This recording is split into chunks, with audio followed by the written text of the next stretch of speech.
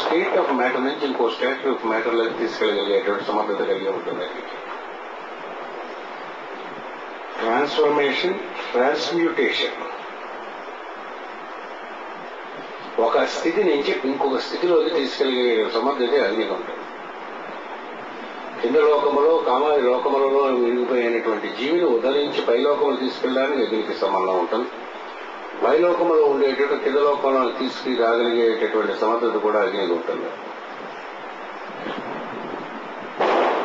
అంతే ఏం చేస్తారో హవిస్సులు అనేటటువంటి అగ్నికి వేస్తే ఏ ఏ దేవతను ఉద్దేశించి మనం హవిస్సు అందులో వేస్తామో అతను ఆ దేవతకు అందించగలిగే శక్తి అగ్నికి ఉంటుంది. మన యందు కూడా నిరంతరం అగ్ని ప్రయాణము ప్రసరించి ఉన్నంతసేపే ప్రాణం నిలిపోతుంది. అగ్ని ఎప్పుడైతే మళ్ళీ విగ్గా అయిపోతాడో ప్రాణం పోయిందంటారు. అంటే వేడిగా ఉండేవాడు చల్లగా అయిపోయాడు, కాలుగాలు పడుతుంది, చేతులు చల్లపైపు కాల్చి చల్లబడిపోయాడు, ఇంకేస్తాను అంటే వెళ్ళిపోయాడు. ఫ్లేమ్ అనేటటువంటిది మనకు చేతికి కనిపించే వేడి, టెంపరేచర్ ఏవైతే ఉంటాయో ఇవన్నీ కూడా లోయెస్ట్ ప్లేన్ ఆఫ్ అగ్ని. అంటే మన భౌతిక శరీరము ఎలా కామో మంట అగ్ని కాదు. అంటే అగ్ని యొక్క స్థూలమైనటువంటి రూపం మంట వేరే, అగ్ని వేరు. అగ్ని గురించి ఒక్క అగ్ని గురించి చెప్పమంటే 2 ఏళ్ల పాటు నేను చెప్పగలను. ఒక్క అగ్ని ఉపాసన అగ్నికి సంబంధించింది ప్రాథమికంతా అగ్నికి సంబంధించిన సూక్తములు, అగ్నికి సంబంధించిన ఆరాధన సమస్తము అగ్ని ద్వారా ఉంటుందన్నమాట. అట్టి అగ్నిని పరబ్రహ్మముగా చెప్తారు.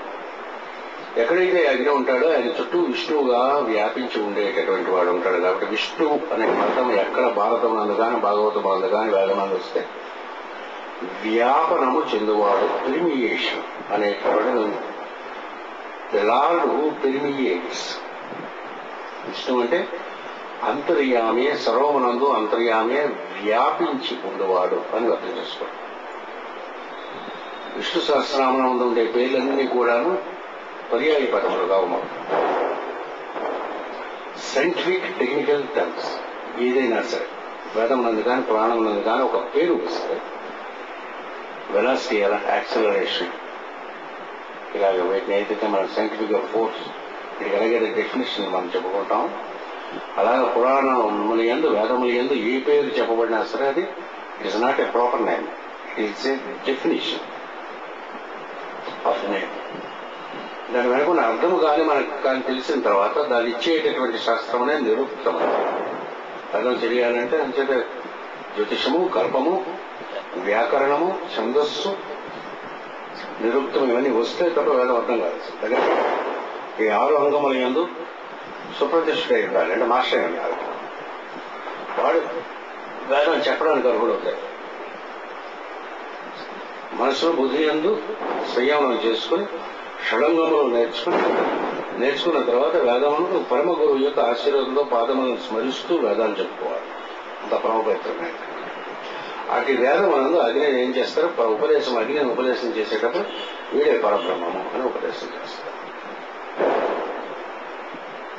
ఋషులు అగ్నితో మాట్లాడటం, వాళ్ళకి కావాల్సినటువంటి అగ్నిని అడగటం, అగ్ని వాళ్ళకి సాయం చేయటం ఇవన్నీ ఉంటాయి. పూర్తిగా ఉంటాయి పురాణంలో.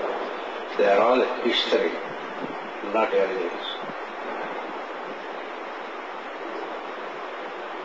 ఒక ఋషి అగ్నికి ఇన్ఛార్జ్ అయి ఉంటాడు. ఇప్పుడు అగ్నికి ఇన్ఛార్జ్ అయి ఈ లోకమునందు ఇప్పుడు ప్రవర్తిస్తున్నటువంటి ఋషి వశిష్ఠుడితో పిలుస్తాడు.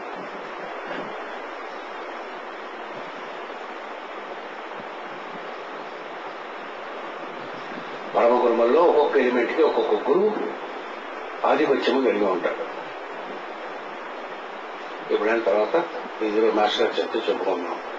వేదముల యందు అగ్ని విష్ణువు అనే పేర్లతో పరబ్రహ్మ ఉపదేశింపబడి సర్వాంతర్యామి అయిన అగ్ని లేక విష్ణు నుండి సృష్టికర్తలైన ఇంద్రాది దేవతలు, బ్రహ్మ మొదలుగా ఋషులు ఉద్భవించారు.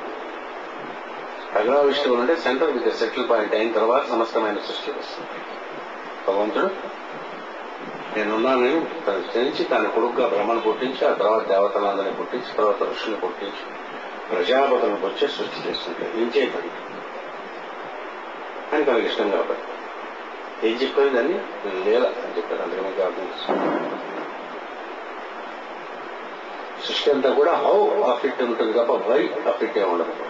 అలా అర్థం చేసుకుని ట్రై చేస్తే పని పిచ్చి వేదాంతులు అని అంటే అని చెప్తారు. అనుగ్రహం కలిగిందండి ఎవరి మీద అడుగుతాను. ఎందుకని కారణం భక్తి కలిగింది ఎందుకనే ఉండదు. వంకాయ కూడా నాకు ఇష్టం ఎందుకని వేరే పని చేయగలరా? చేయగలరు. విషయత్వా ఊర్జేత్వా అంట ఇష్టము ఎందుకు కలుగుతుంది అదే తెలియదు. భగవంతుడు కూడా అలా కల్పించడానికి సరదా లేదా అంచేత పరబ్రహ్మమైనటువంటి తనుగా సృష్టిగా కిందకి కావాల్సి వచ్చినప్పుడు అగ్నా విష్ణువుడుగా మొట్టమొదటి వస్తాడు. తర్వాత ఇంద్రా విష్ణువుగా కిందకి వస్తాడు. ఇంద్రా విష్ణువుడుగా వచ్చినటువంటి విష్ణుని ఉపేంద్రుడుగా పిలుస్తారు. వాడు మళ్ళీ ఉపేంద్రుడు ఆయన పాపం ఈ వామనావతారం వేసుకుని బలిచక్రవర్తి పట్టుకెళ్ళిపోతుంటే తీసుకొస్తాడు. మరి రాజ్యం ఇంద్రుడికి ఇచ్చి ఇలా ఏవో ఉంటాయి కదా లోపల మనకు వస్తారు బలిచక్రవర్తి. ఈ రెండు వచ్చిన తర్వాత వీళ్ళకి ఎవరు ఇంద్రుడు పుడతాడు, దేవతలు పుడతారు, ఋషులు పుడతారు. వాళ్లే చూసుకోండి. వాళ్ళకి మీద మాస్టర్ గారు జోకేశారు. వారికి ఋషులకి ఇంద్రులు అయినటువంటి వారికి మనం ఎక్కడ ఉంటామో లెక్కేస్తాం. సర్వాంతర్యామి స్మరణ కలిగినప్పుడు పరబ్రహ్మత్వము కలగనప్పుడు నానాత్వము సంబంధించినది. ఎంతసేపు అయితే దేవుడు మర్చిపోతారు వాళ్ళు అంతసేపు స్మరణ కలిగినప్పుడు భిన్నత్వము నానాత్వం ఉంటుంది. దాన్ని విష్ణుమయ. సర్వమనందు భగవంతుడు ఉన్నాడు, సర్వమనందు అంతర్యామియే ఉన్నాడు. దీని ఏదో ఉన్నాడు. ఇవన్నీ కదా చదువుతామండి. కొత్తగా ఇందులో ఉన్నాడు అందులో అడుగుతాడు హిరణ్యకశిపుడు. మన అంటాడు ఎవడు హిరణ్యకశిపుడు అంటే మనమే. వాడెవడో డాక్టర్స్ కింద చూస్తాం.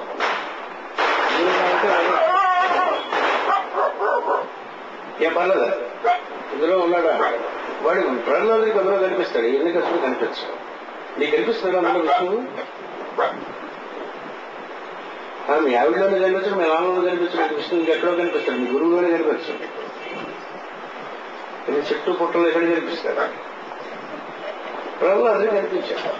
ఉన్నాడా